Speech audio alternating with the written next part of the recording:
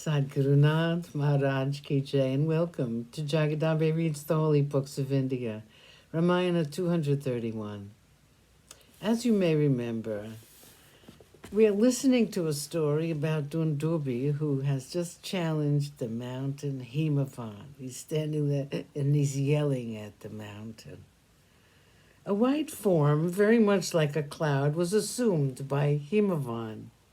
He stood at the top of a peak and said, Dundubi, you are a righteous asura, and I am a tapasvin, unacquainted with the skill you possess. The art of fighting is something I have not learned. I am your suppliant. Do not oppress me, since I am not able to withstand your valor.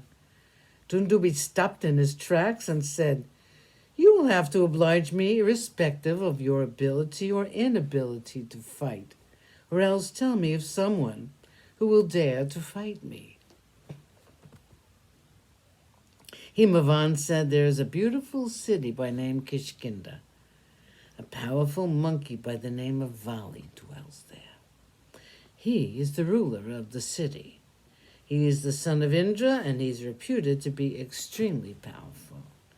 Even as Indra fought with Namuchi, this Vali might fight with you, since he is a fighter and you can have some kind of opposition if you fight with him. There is no use you challenging water and rocks and trees. I assure you, Vali will make you happy. Dundubi, in the form of a buffalo, flew in the sky, looking like an immense rain cloud, and reached Kishkinda. He stood at the gateway of the city and pawing the ground with his great hooves. He let out a war cry summoning Vali to fight.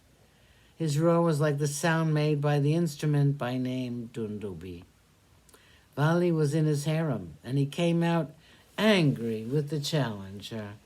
He came to the gates of Kishkinda and said, Why do you make so much noise here? I know who you are. You are Dundubi. If you have any desire to stay alive, get away from here and do not incense me. Dundubi would not go. He wanted to fight with Vali. He said, Do not brag about your valor in the presence of your women. If you so desire, I will wait till morning so that you can have a happy night, which will be your last night on earth. I have been told that you will be able to give me a good fight.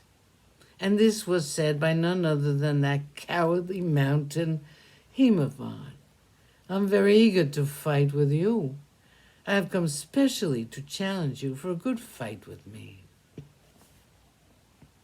Vali smiled at the women who surrounded him and sent them back to the harem. He then spoke to Dundubi.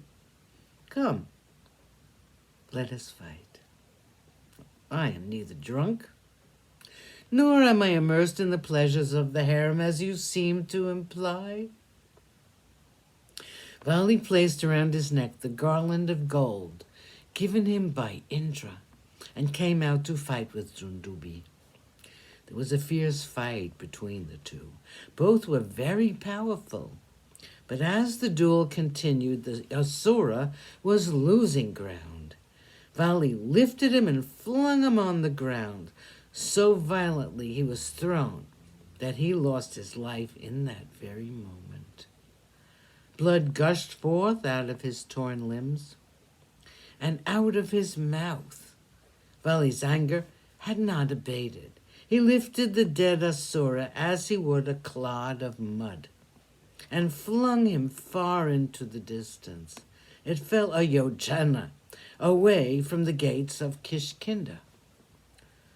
While it was traveling in the air, drops of blood from the body were wafted by the passing breeze, and they fell on the ground where the Rishi Matanga had his ashram.